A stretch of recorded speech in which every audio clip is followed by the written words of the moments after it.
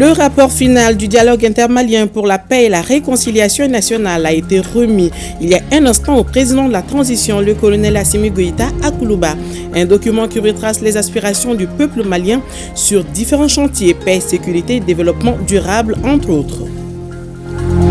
Actuellement, tout le monde est unanime que l'éducation des enfants s'est dégradée.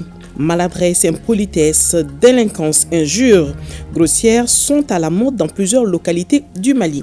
À qui la faute? On en parlera dans ce journal.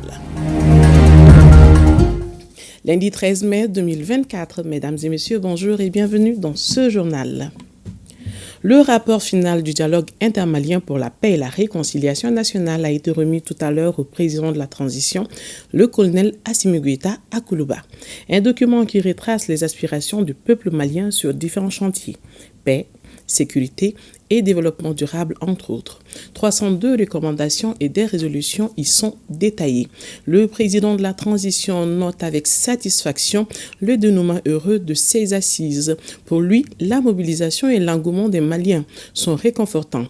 Le colonel Assimi Goïta rassure quant au suivi des recommandations. Nous l'écoutons au micro de Sira Batili.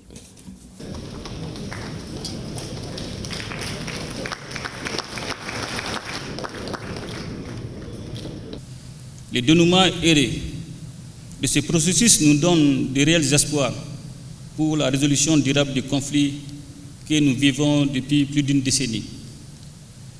La mobilisation et l'engouement des Maliennes et des Maliens à ces grands rendez-vous citoyens auront été réconfortants pour les organes de la transition.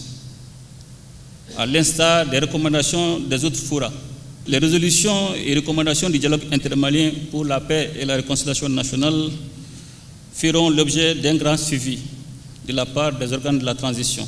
Au moment où certains compatriotes, peu convaincus de la marche irréversible du peuple vers sa souveraineté, tentaient de compromettre le processus de la transition, les Maliennes et les Maliens ont, une fois de plus, donné la preuve de leur grandeur à travers ce dialogue historique. En effet, le peuple malien, longtemps meurtri, a compris que la paix et la réconciliation constituent les conditions principales de l'unité nationale, sans laquelle aucune vie normale n'est possible et aucune action de développement n'est concevable. Il aura fallu pour cela passer par des épreuves imposées par des groupes terroristes appuyés par des sponsors étrangers. Au regard de l'urgence de la pacification de notre pays, notre ambition à terme est de contribuer à la réalisation du rêve collectif des Maliens, un rêve de paix, de réconciliation et de cohésion nationale, mais surtout de développement. Ce rêve est légitime au regard des souffrances collectives endurées au fil des années et causées par la mauvaise gouvernance. Pendant des semaines, le peuple malien est resté accroché aux échos qui parvenaient des différents niveaux du dialogue. Ainsi, après des échanges tendus, parfois houlés, mais toujours soutenus par l'esprit patriotique de chacune et de chacun des participants, le dialogue intermalien a fait des recommandations et adopté des résolutions.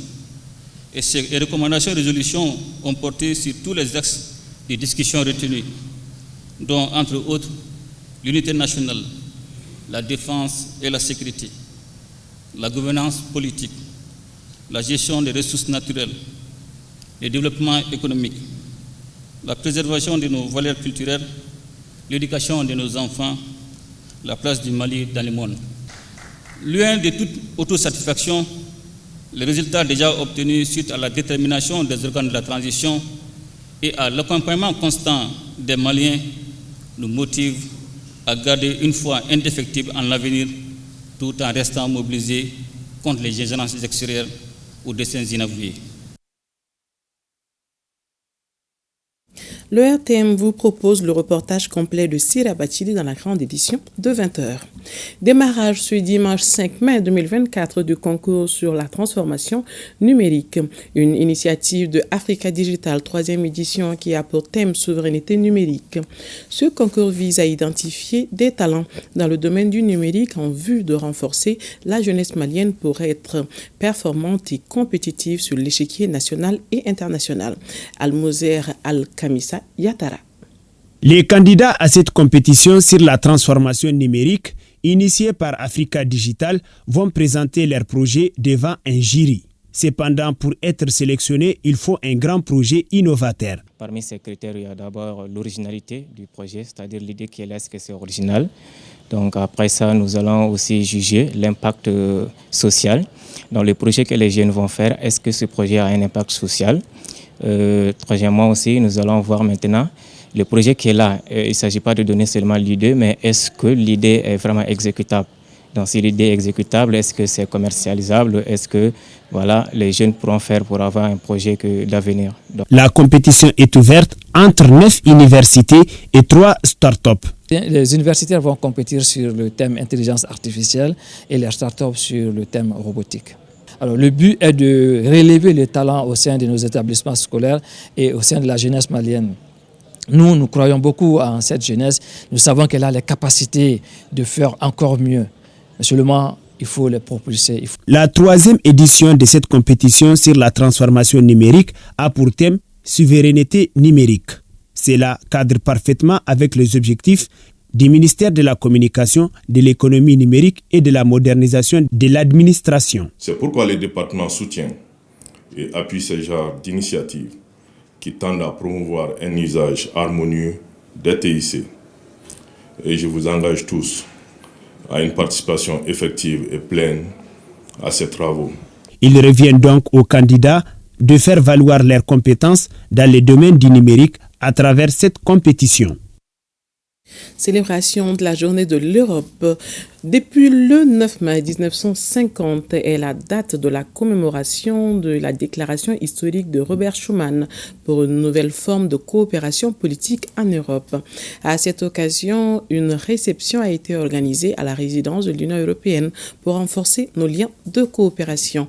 Des détails avec Mariam Koné. C'est la dernière fois que le public malien assiste à cette parade de la mission militaire d'entraînement EUTM, après 11 ans de présence au Mali.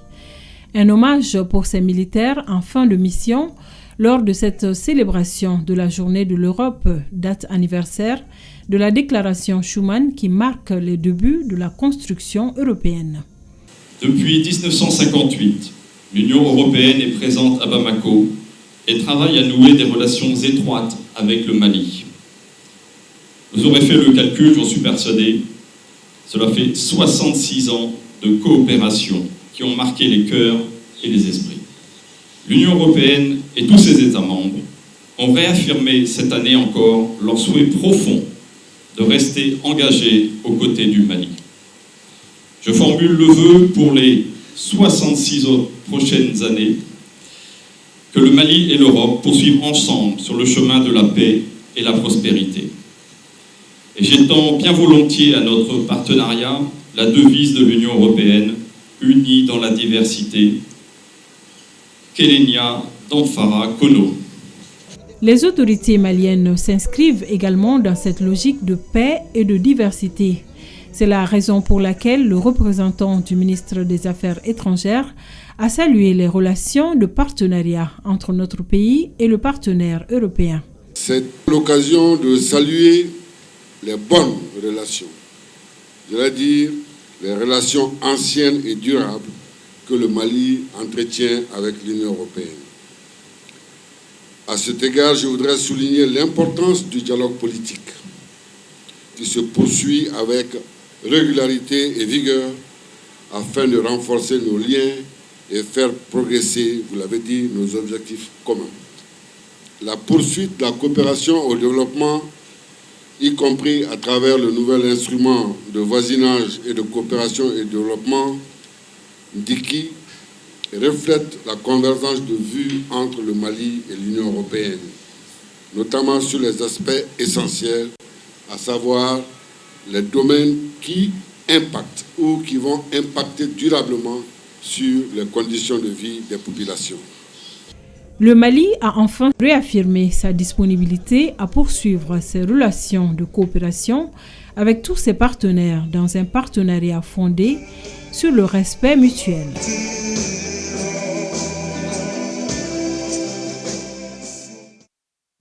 La mairie de la commune urbaine de San sensibilise les populations à une implication dans la protection de l'environnement.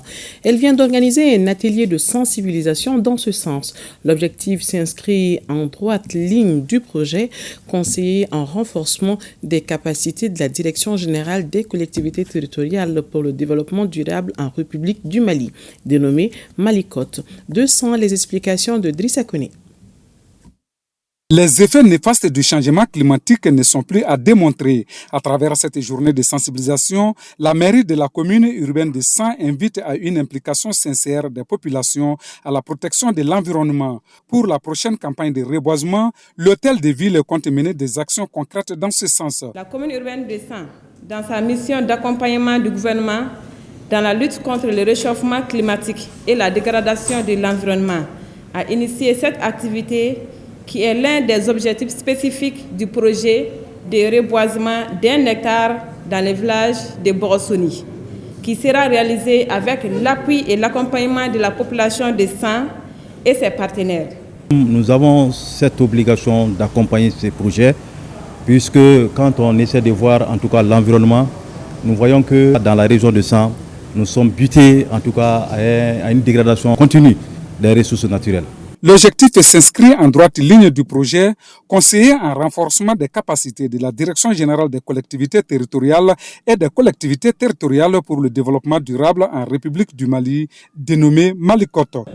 De façon spécifique, il s'agit d'informer et sensibiliser 100 personnes sur les initiatives de protection de l'environnement et les conséquences du changement climatique dans 11 quartiers, 10 villages et 7 hameaux de la commune urbaine de San pendant le mois de mai 2024. Le projet Malikot est appuyé par l'Agence japonaise de coopération internationale.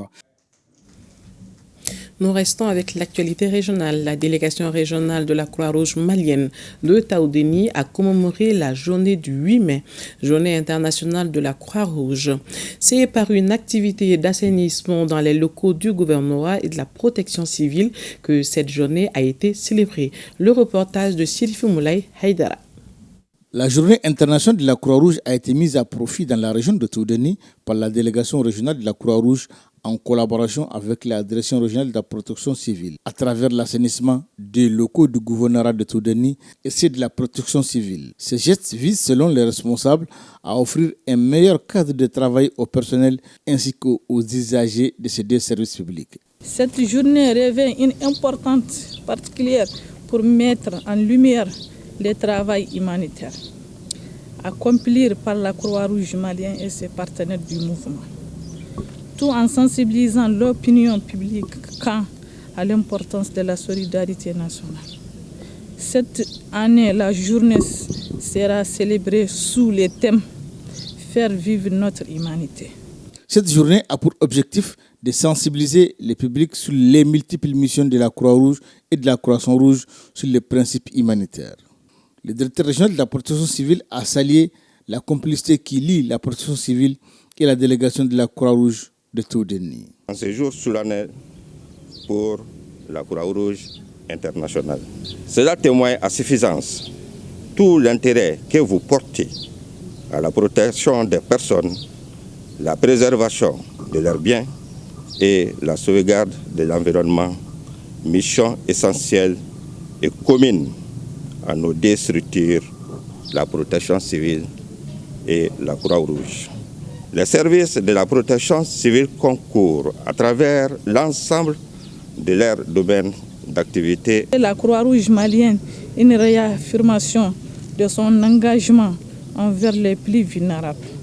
Parce que imaginez une équipe de Croix-Rouge pour la région de Taoudéni, c'est la première fois qu'on voit des jeunes engagés pour la même cause de la région. Maintenant, on ne peut que les encourager et les féliciter en leur demandant d'être à l'écoute de leur chef et puis demander à des partenaires pour pouvoir les accompagner dans leur élan. Pour rappel, c'est la première fois que la délégation régionale de Taoudéni célèbre la journée internationale de la Croix-Rouge et de la Croissant-Rouge. En troisième région, campagne de riposte contre la poliomyélite. Édition 2024, les activités ont été lancées le vendredi dernier au centre de santé communautaire de Médine. Pour ce premier passage, 432 805 enfants de 0 à 5 ans sont ciblés, y compris ceux déjà vaccinés. Et c'est le représentant du gouverneur qui a administré la première dose. Le compte rendu de Moussa Korosereme, Daouda Konate.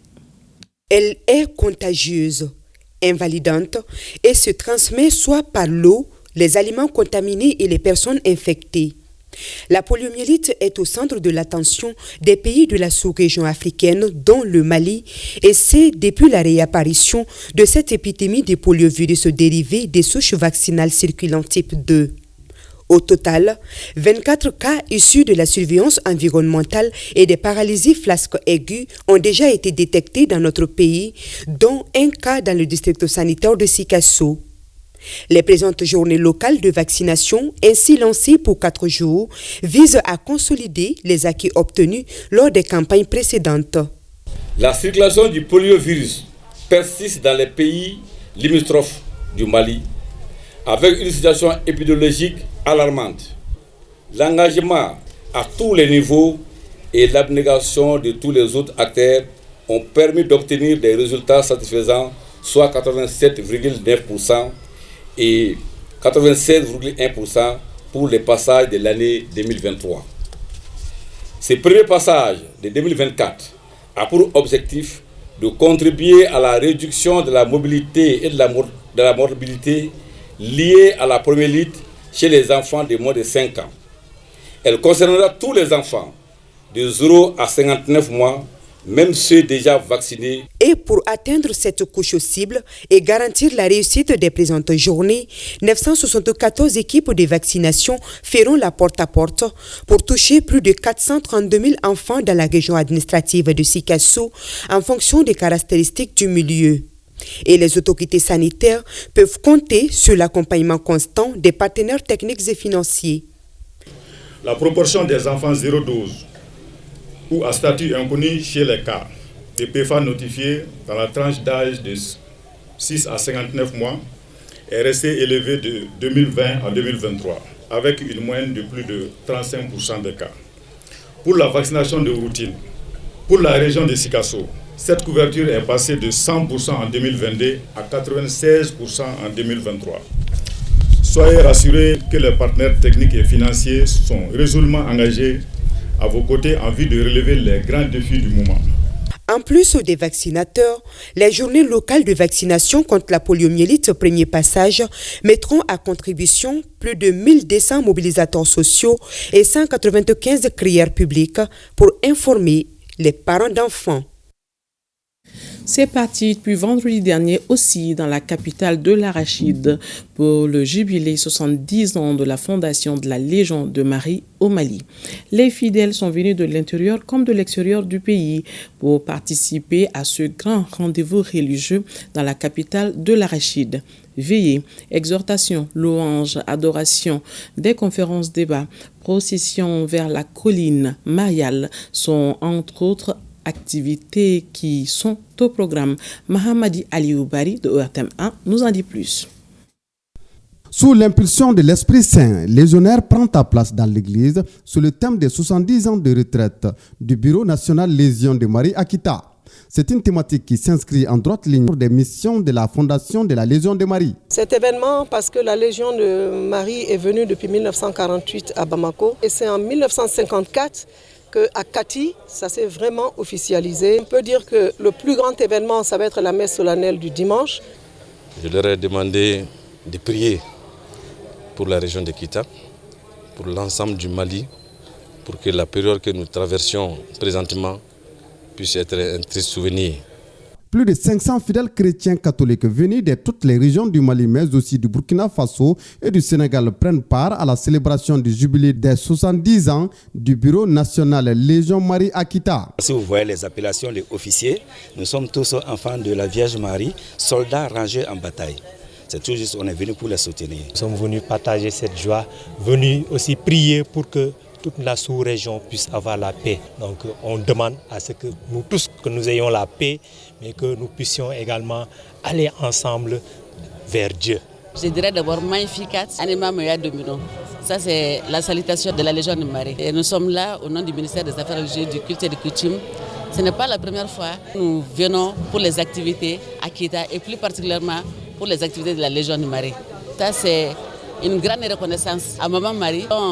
La statue est à Kita pour le pèlerinage national. Plusieurs activités sont au programme de la célébration du jubilé des 70 ans du Bureau national Légion Marie, qui sont entre autres des veillées exhortations, louanges et adorations, des conférences débats, processions vers la colline mariale, théâtre sur le thème du jubilé, messe d'action de grâce animée par l'ensemble des chorales.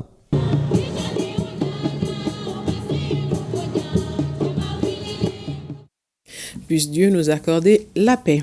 Actuellement, tout le monde est unanime que l'éducation des enfants s'est dégradée.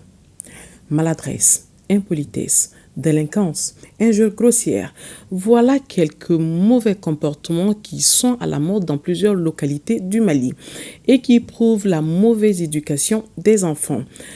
En situant les responsabilités, vous allez entendre des avis divers sur la question. Certaines personnes pointent du doigt l'échec de l'éducation au niveau de la famille, de l'école, entre autres. Suivant ce dossier, une réalisation de Komba Sissé et Sidiki Koulibaly. Un enfant éduqué est un enfant bien encadré par ses parents. Celui qui a reçu cette bonne éducation sait faire remarquer ses signes de politesse, de respect et ne sera jamais dans la plupart des cas un problème pour la société. Ces enfants exemplaires ont tendance à disparaître aujourd'hui à cause de la dégradation de l'éducation. J'accuse les mamans. Il y a une très grande différence entre l'éducation d'avant et celle d'aujourd'hui. Depuis le bas âge, les enfants sont laissés à eux-mêmes. Sinon, si tu n'arrives pas à canaliser l'enfant, les autres personnes viennent en appui. Les parents sont les principaux responsables de ce problème. Nous avons été bien éduqués par nos parents, mais nous n'arrivons pas à donner une bonne éducation à nos enfants. Nous avons reçu une bonne éducation grâce aux enseignants et à nos parents. Mais actuellement, tel n'est pas le cas. Aujourd'hui, un enfant insulte grossièrement devant ses aînés sans se gêner. Certains parents sont toujours stricts sur l'éducation non seulement de leurs enfants, mais aussi celle des enfants d'autrui.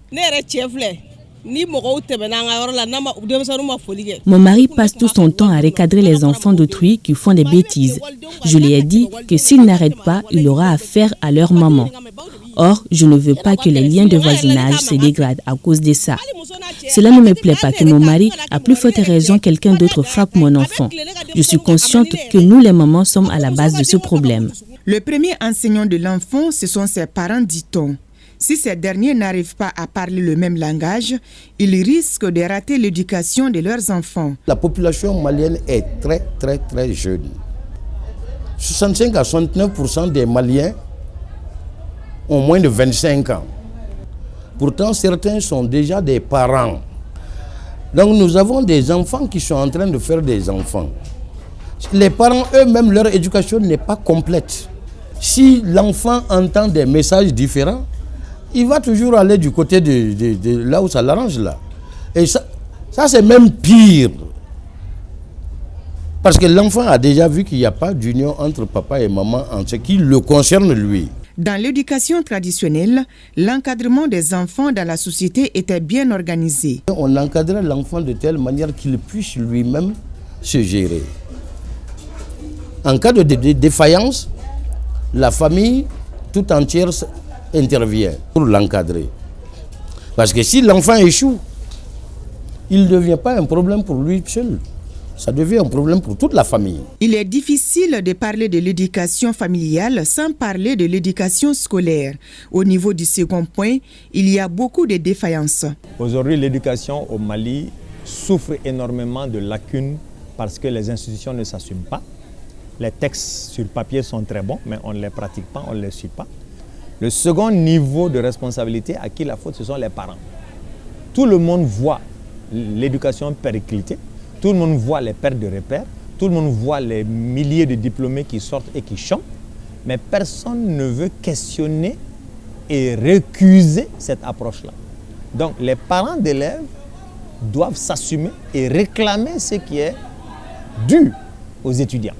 Le dernier élément, je ne parle pas des élèves, ils sont mineurs, mais à qui la faute? Je parle des plus grands, les étudiants, notamment les étudiants professionnels, qui ont le pied et dans le milieu académique et dans le milieu professionnel, donc ils savent qu'est-ce qui marche dehors, mais qui n'informent pas ce qu'il y a dedans, qui savent qu'est-ce qui marche dedans et qui ne rapportent pas cela dehors.